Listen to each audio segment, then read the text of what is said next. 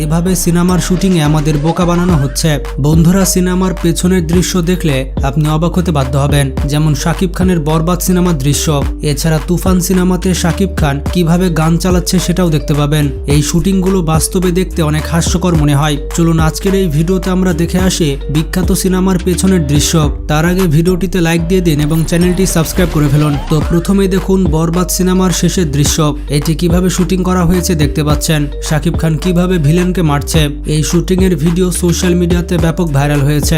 এখানে দেখা যাচ্ছে নায়িকার সামনেই শাকিব খান ভিলেনকে ব্রুটাল ভাবে মারছে।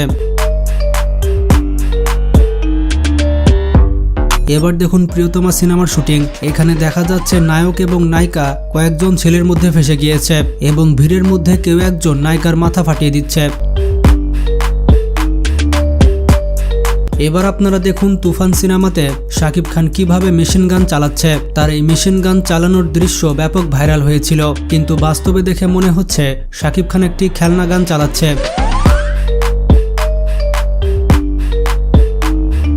শুধুমাত্র বাংলাদেশেই নয়, প্রত্যেকটি সিনেমার পেছনের দৃশ্য দেখলে আপনি অবাক হতে বাধ্য হবেন। এবার দেখুন চেন্নাই এক্সপ্রেস সিনেমার শুটিং। শাহরুখ খানকে বাইক ঘুরে এভাবে পালিয়ে যেতে হবে, কিন্তু এই সাধারণ দৃশ্যটি শুট করার জন্য শাহরুখ খানকে অনেকবার রিটেক নিতে হয়েছে।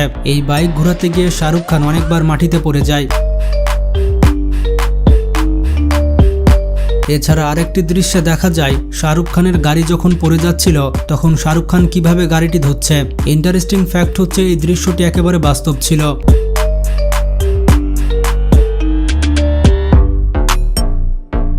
তবে এই সিনেমায় ট্রেনের ভেতরে যে দৃশ্যগুলো ছিল সেগুলো স্টুডিওতে গ্রিন স্ক্রিনের মাধ্যমে শুটিং করা হয়েছে।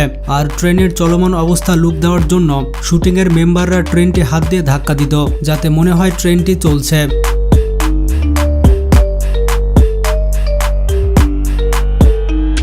আর এবার দেখুন দাবাং সিনেমার শুটিং।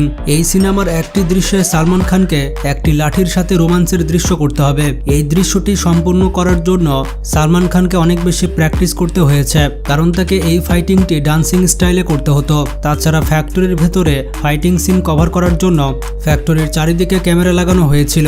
মোটামুটি 300টির মতো ক্যামেরা ছিল। এখানে ক্যামেরাগুলো দিয়ে একটি কমপ্লিট রিং বানানো হয়েছিল, যাতে ফাইটিং সিন সব অ্যাঙ্গেল থেকে শুট করা যায়। পুরাই মিস্টার বিস্ট প্রোডাকশন।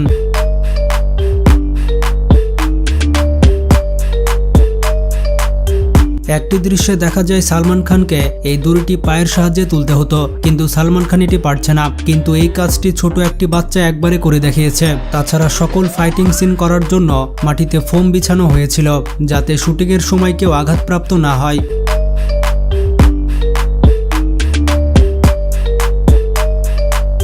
এবার দেখুন সিঙ্ঘাম সিনেমার দৃশ্য। এই সিনেমার একটি দৃশ্য শুটিং করার জন্য অজয় দেবগানকে 6 মাস জিম করতে হয়েছে, যাতে করে তার মাসেলগুলো ডেভেলপ হয়। এই দৃশ্যে দেখা যায় অজয় দেবগান 40 জন গুন্ডার সাথে ফাইট করে। আর এই 40 জন লোকের প্রত্যেকের শরীর দড়ি দিয়ে বাঁধা ছিল, তাই যখনই অজয় দেবগান তাদেরকে ঘুষি মারত সাথে সাথে তারা হাওয়াতে উঠতে থাকতো, কারণ দড়ি দিয়ে তাদেরকে উড়িয়ে নেওয়া হতো। এমনকি ক্যামেরাম্যান অজয় দেবগানের চারপাশে ঘুরে ঘুরে এই দৃশ্য শুটিং করেছিল, যাতে তারা হিরোর অ্যাগ্রেসিভ লুক এবং অ্যাগ্রেসিভ রিয়াকশন শুট করতে পারে। আর সিঙ্ঘাম সিনেমাতে যতগুলো গাড়ি নষ্ট করা হয়েছে এবং ব্লাস্ট করা হয়েছে সবগুলোই আসল গাড়ি ছিল। এই সিনেমাতে কোনো প্রকার ভিএফএক্স বা গ্রিন স্ক্রিন ব্যবহার করা হয়নি। যাই হোক, তাদের কষ্ট কিন্তু পরবর্তীতে সফল হয়েছিল। এরপরে দেখুন RRR সিনেমার দৃশ্য। এই সিনেমার বেশিরভাগ দৃশ্য ভিএফএক্স এবং সিজিআর মাধ্যমে তৈরি করা হয়েছে। এই সিনেমাতে দেখা যায় ছোট একটি বাচ্চা মাছ ধরার জন্য নদীতে যায়, আর ব্রিজের ওপর দিয়ে যে ট্রেন যাচ্ছিল সেটাতে ব্লাস্ট হয়ে আগুন ধরে যায়। তখন সিনেমার 2 হিরো মিলে ওই বাচ্চাটিকে বাঁচায়। এই দৃশ্যটিকে বাস্তবের মতো লুক দেওয়ার জন্য ডিরেক্টর সম্পূর্ণ সেটআপের একটি ডামি তৈরি করে, যেখানে কৃত্রিম ব্রিজ এবং টয় ট্রেনও ছিল।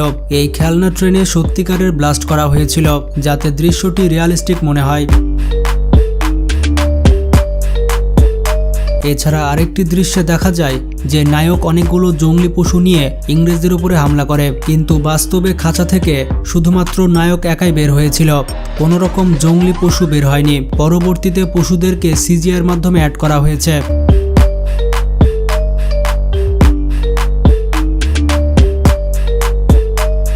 আরেকটি দৃশ্যে দেখা যায় নায়ক চিতাবাঘকে তুলে আছাড় মারছে, কিন্তু বাস্তবে নায়ক একটি ফুটবল থ্রো করেছিল।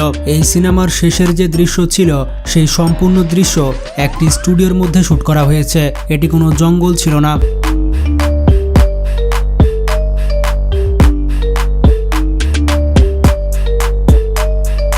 বন্ধুরা, এবার দেখুন ক্রিস 3 সিনেমার দৃশ্য।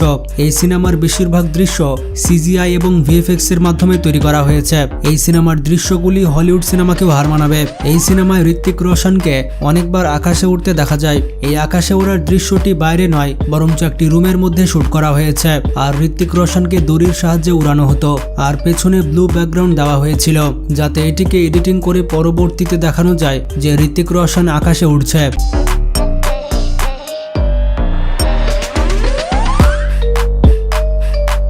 সিনেমায় দেখা যায় বড় একটি বিল্ডিং ভেঙে নিচে পড়ে যাচ্ছিল, তখন ঋত্বিক রোশন এটিকে ধরে ফেলে। তবে বাস্তবে ঋত্বিক রোশন কোনো বিল্ডিং ধরেছিল না, শুধুমাত্র একটি লাইট ওয়েট জিনিস ধরেছিল। তবে পরবর্তীতে এটিকে এডিট করা হয় এবং দেখানো হয় যে ঋত্বিক রোশন একটি ভেঙে পড়া বিল্ডিং ধরছে।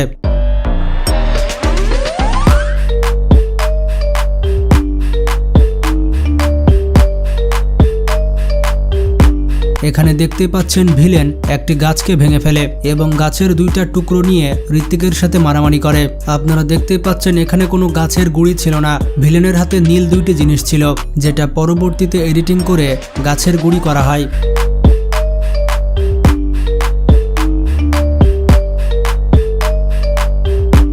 আরেকটি দৃশ্যে দেখা যায় নায়ক একটি প্লেনকে ক্রাশ হওয়ার হাত থেকে বাঁচাচ্ছে। এই দৃশ্যটি রেকর্ড করার জন্য প্লেনের সামনের টায়ার ব্যবহার করা হয়েছিল। ক্রিসকে দড়ির সাথে বেঁধে এই টায়ারের সাথে উড়ানো হয়েছিল, আর শুধুমাত্র এই টায়ারের ওপর দাঁড়িয়েই প্লেনকে ক্রাশ হওয়া থেকে বাঁচিয়েছিল। বন্ধুরা, এই শুটিংয়ের মধ্যে কোন দৃশ্যটি দেখে আপনি সবথেকে বেশি অবাক হয়েছেন কমেন্টে জানান। ভিডিওটি ভালো লাগলে বেশি বেশি শেয়ার করতে পারেন। ভালো থাকবেন, টেক কেয়ার।